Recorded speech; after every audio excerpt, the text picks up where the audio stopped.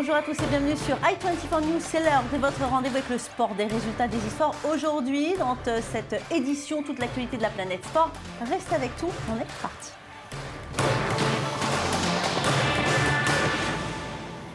Et je propose de commencer avec le football espagnol, El Clasico, Barça contre le Real, le match que les fans attendent toute l'année, l'un des plus importants carrefours d'audience, et ça s'est joué hier soir. Et malgré l'ouverture du score de Neymar, c'est bel et bien le Real Madrid qui s'est imposé 3-1. Les merengues ont su réagir parfaitement pour inverser le score grâce à l'inévitable Ronaldo qui a inscrit son 16e but de la saison, mais aussi des réalisations de Pepe et de Benzema. Je propose tout de suite d'écouter les réactions d'après-match. Les défaites ne vous renforcent que rarement, mais celle-ci nous a clairement ouvert les yeux sur le fait que nous avons des adversaires plus forts que nous. Nous devons les féliciter et analyser les erreurs commises et nous battre pour les corriger, pour ne pas perdre le moral. Ce que je retiens avant tout, c'est l'effort. Nous n'avons pas paniqué après ce but précoce, nous avons continué à pousser et tout s'est bien passé pour nous. J'ai aimé beaucoup de choses aujourd'hui et par-dessus tout le rythme imposé, avec beaucoup d'intensité et une bonne récupération de balles. Nous nous sommes bien remis du match de la Ligue des Champions de mercredi. Il y avait un autre événement lors de ce Classico, c'est le retour de Luis Suarez à la compétition. Après 4 mois de suspension, il a été aligné d'entrée de jeu par l'entraîneur du Barça. Une performance honnête, même si l'Uruguayen n'a pas brillé. On écoute l'entraîneur des Catalans à ce sujet. Non, je ne regrette pas d'avoir aligné Luis Suarez dans l'équipe type. Nous avons été très bons et il a eu beaucoup plus de rythme que je ne le pensais. C'est un joueur important qui sait comment il faut travailler. Il s'est entraîné avec l'équipe depuis le début de la saison. Nous l'avons sorti à 30 minutes de la fin. Il n'est peut-être pas encore prêt à faire un match entier, mais je ne regrette pas de l'avoir aligné. Et dans les autres rencontres de cette journée, Valence enchaîne une 5e victoire à domicile, 3-1 contre Elche. Bilbao gagne enfin. Après 9 rencontres sans victoire, les Basques battent Almeria 1-0. Le Celta Vigo continue son bon début de saison avec une victoire 3-0 sur les 20. Enfin, l'Atlético et Séville jouent ce soir. Et en championnat anglais, la surprise de ce week-end est à mettre sur le compte de Manchester City. Les Citizens laissent des plumes contre West Ham après une défaite de 2-1, malgré les nombreuses occasions des Sky Blues, qui perdent ainsi l'occasion de rester au contact de Chelsea, aux grandes dames de Manuel Pellegrini. On va l'écouter tout de suite. Je suis très déçu d'avoir perdu ce match. Nous avons eu de nombreuses occasions, dont celle de Sergio Agüero pour marquer. Je pense que West Ham a très bien joué en première mi-temps. Nous aussi, nous avons pu nous procurer 2 ou 3 occasions, mais sans succès.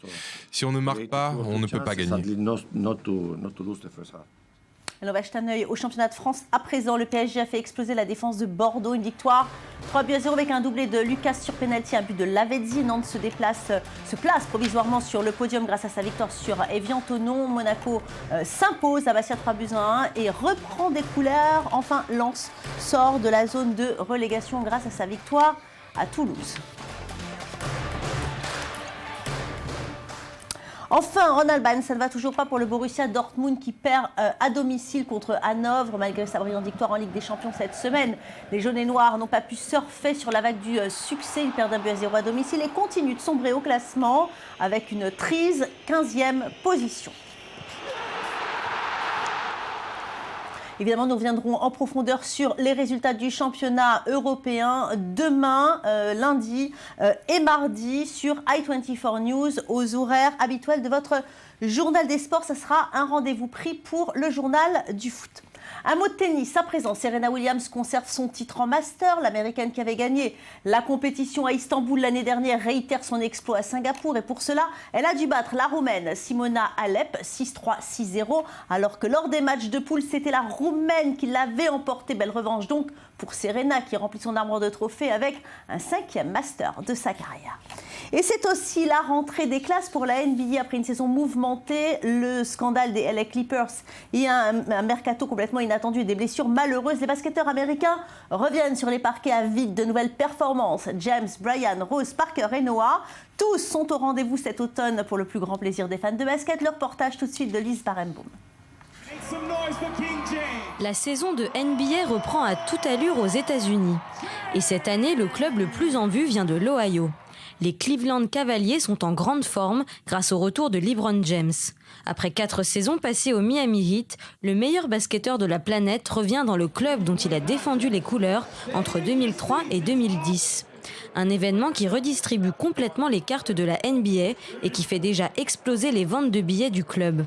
Avec l'arrivée de Kevin Love, l'équipe est la grande favorite, même si ses stars restent modestes. Nous venons à peine de commencer. Donc tous les jours, nous apprenons quelque chose de nouveau. Chaque jour, nous sommes plus à l'aise. Nous progressons pour créer du lien. Parfois, nous nous disputons. Ça nous sert à nous tester mutuellement. Autre grand changement pour l'équipe du Midwest, David Blatt a quitté le Maccabi Tel Aviv pour venir entraîner les Cavaliers. C'est le premier non-américain à devenir coach principal d'une équipe de NBA. Plus à l'est, 2 basketteurs vont sûrement faire le bonheur des Chicago Bulls. Derrick Rose, blessé pendant presque 2 saisons, fait son retour sur les parquets, tandis que l'Espagnol Pau Gasol arrive de Los Angeles. Avoir Pau Gasol, c'est avoir quelqu'un qui connaît très bien le jeu. Il ne va pas se mettre sur ton chemin, il essaye de se placer en retrait pour ne pas déranger sur le terrain. Cela vient avec l'expérience et bien sûr avoir joué avec Kobe Bryant pendant plusieurs années, cela aide. Il rend le jeu simple par certaines petites choses dont on ne se rend même pas compte. Il fait ça dans tous les matchs et cela aide beaucoup. Malgré la condamnation de Joakim Noah à une amende après une altercation lors d'un match de préparation contre les Washington Wizards, les Bulls commencent l'année avec un effectif de haut niveau. En Californie, les Lakers font grise mine après leur saison ratée. Kobe Bryant viendra tenter de remettre son équipe sur pied après une longue interruption due à une blessure. Je me rétablis un peu plus chaque jour. Ça peut paraître cliché, mais quand on y croit vraiment, c'est la clé de la réussite. Progresser petit à petit, c'est ça qui aide à réussir des choses phénoménales. À Los Angeles encore, Steve Ballmer est le nouveau propriétaire des LA Clippers. Il remplace Donald Sterling, évincé pour avoir tenu des propos racistes. Le plus important, c'est quelles sont mes attentes pour les Clippers. Je vais aller plus loin que l'année dernière et ensuite je vais m'atteler à essayer de comprendre ce qu'un propriétaire d'équipe peut faire pour aider ceux qui font le travail au quotidien. Je m'en occuperai personnellement. Cette saison aura aussi son lot de grands absents. Paul George, la vedette des Indiana Pacers ces 2 dernières années, a subi une terrible blessure lors d'un entraînement pour la Coupe du Monde de basket et ne sera pas de retour avant plusieurs mois. Du côté de San Antonio, les Spurs ne changent pas une équipe qui gagne. Le trio de prestige, Tim Duncan, Tony Parker, Manu Ginobili, re-signe pour cette saison. L'année s'annonce donc riche en performances et en suspense en NBA.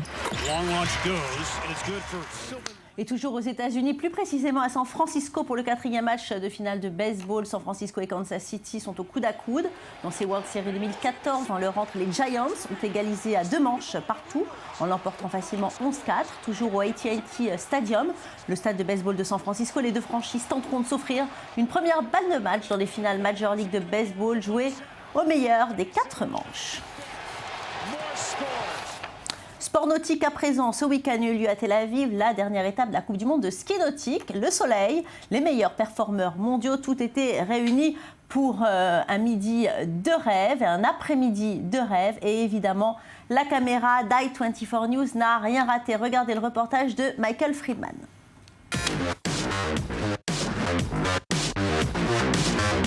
C'est à Tel Aviv, au parc Menachem Begin, que s'est tenu l'Open d'Israël de ski nautique. La compétition organisée par la fédération israélienne regroupe plusieurs disciplines, comme le slalom, les figures, les sauts, le wake-skate et le wakeboard. Plusieurs catégories d'âge sont représentées, des juniors jusqu'aux seniors. Pour cette dernière compétition de l'année, ils sont nombreux les casse-cous à avoir fait le déplacement des 4 coins du monde pour profiter des conditions climatiques israéliennes exceptionnelles. Cette compétition de très haut niveau est sous l'autorité arbitrale de la Fédération internationale et chaque participant a été choisi par sa propre fédération. Le dirigeant de la fédération israélienne se fait un honneur d'accueillir ce type d'événement. On se trouve ici au 25e Open d'Israël de ski nautique. Tout le monde peut venir skier ici. Tous les fans qui sont là peuvent regarder mais aussi s'essayer aux différentes disciplines. C'est très amusant et sain. Bien qu'Israël est considéré comme l'un des pays leaders de ce sport, de nombreux participants manquent à l'appel à cause du récent conflit à Gaza.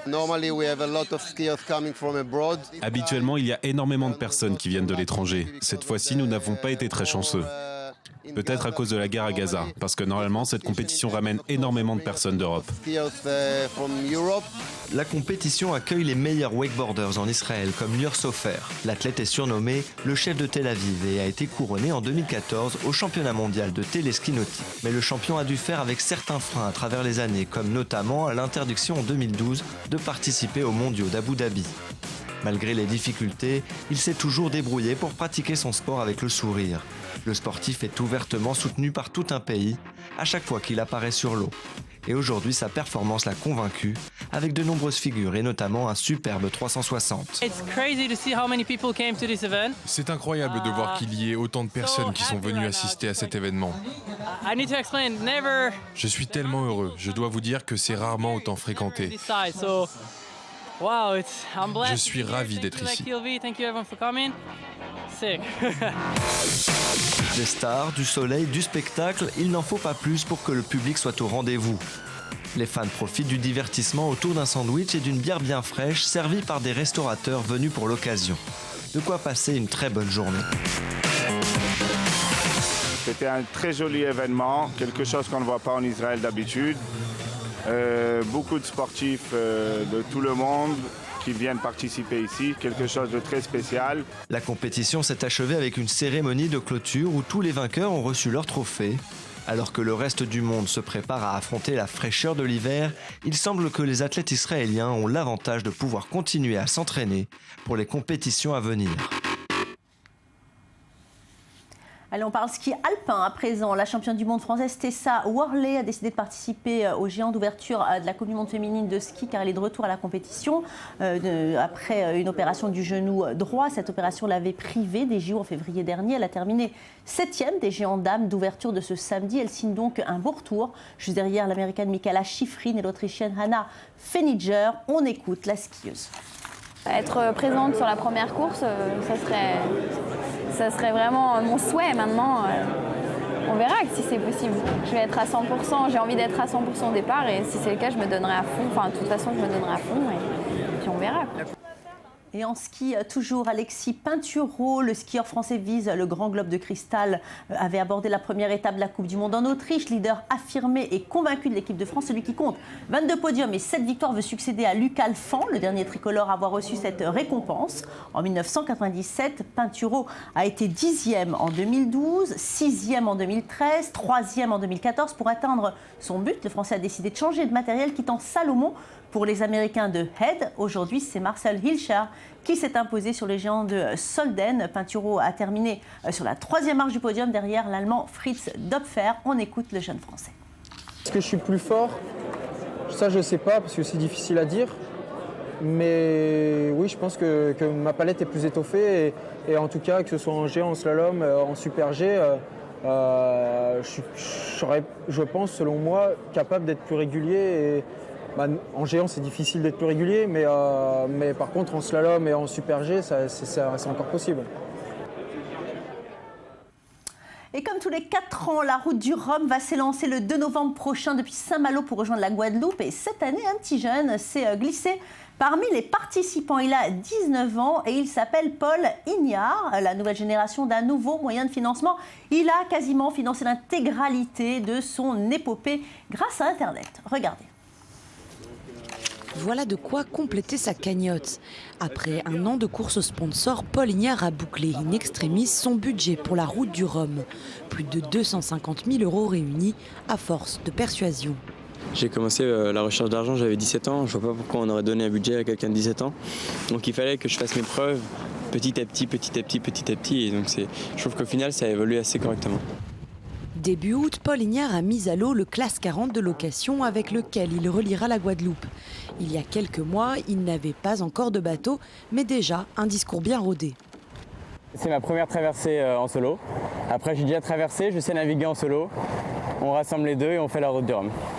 Sans même le bac en poche, le lycéen est devenu chef d'entreprise à la tête d'une équipe de 6 personnes, de quoi imposer le respect à ses pairs.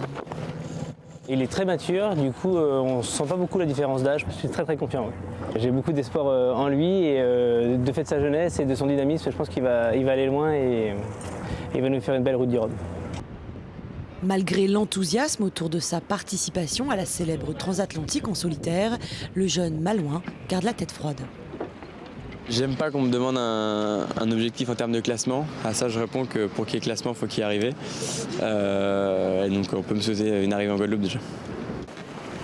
Quel que soit le résultat, Paul Ignard aura déjà battu un record. Le 2 novembre, il deviendra le plus jeune marin de l'histoire du Rhum. À ses côtés, 89 concurrents, dont le doyen de la course, un Britannique de 75 ans. Et on parle rugby maintenant. Toulon, double champion d'Europe, s'est facilement imposé en Ulster grâce à 2 essais signés Brian Habana juste avant la pause et de Hermitage. À la 59e minute de jeu, le rugby club toulonnais a réalisé une belle opération en allant s'imposer sur un score de 23-13 lors de la 2e journée de la Champions Cup. Après la victoire face à Claneclis Scarlett, Toulon s'installe confortablement en leader de la poule 3. Et bien voilà, c'est fini pour aujourd'hui. Merci à vous tous de nous avoir suivis. On se retrouve demain pour le journal du foot. Restez avec nous, l'info continue tout de suite sur i24 News.